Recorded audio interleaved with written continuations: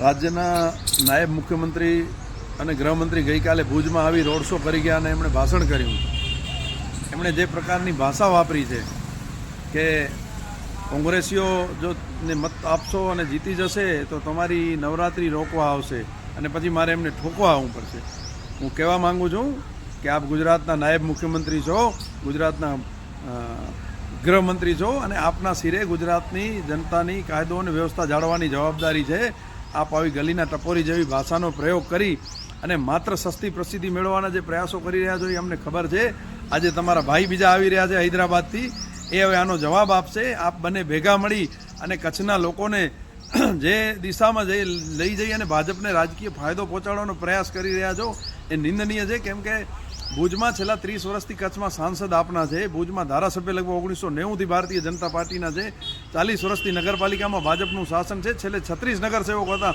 એમણે જો કામ કર્યું હોય તો આપને ગાંધીનગરથી અહીંયા આવવાની જરૂર ન પડે. આપના ભાજપના નેતાઓની જે નિષ્ફળતા છે એને ઢાંકવા માટે આપણે આવા હલકી પ્રકારના જે કૃત્યો કરવા પડે છે એ બંધ કરો.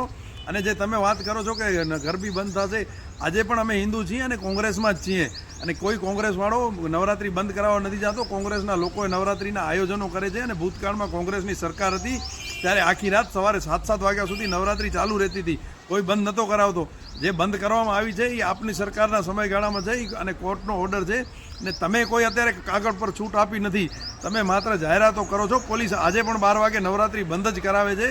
તમે ખાલી ભાજપના લોકોને ભેગા કરીને હો હાને જે ટોળાશાહી કરી અને ખોટી વાતોનો પ્રચાર કરી રહ્યા છો એનો અમે કડક નિંદા કરી છે. ઉપરાંત આપે જે વાત કરી કે મસ્જિદો દરગાહોને તોડવાની, તો હું આપને કહેવા માંગીશ કે તમે તમારી સરકારમાં ગાંધીનગરમાં નરેન્દ્ર મોદી મુખ્યમંત્રી હતા ત્યારે અસંખ્ય મંદિરો તોડવામાં આવ્યા હતા. અત્યારે ગાંધીધામ આદિપુરમાં જે દબાણ હટાવ ઝુંબેશ છે એનામાં મંદિરો તોડવામાં આવ્યા છે.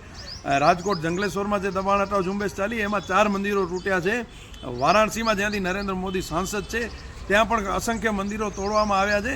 એટલે તમે ખાલી આવી ભ્રામક વાતો ફેલાવી અને પ્રજાના મતો મેળવવા માટેનું જે પોલરાઇઝેશન કરી રહ્યા છો, જે ધ્રુવીકરણનું રાજકારણ કરી રહ્યા છો એ કચ્છમાં સફળ થશે નહીં. કચ્છ એ કોમી એકતાની મિસાલનો પ્રદેશ છે અને આ પ્રદેશમાં તમારા આવા હીન પ્રયાસો સફળ થશે નહીં.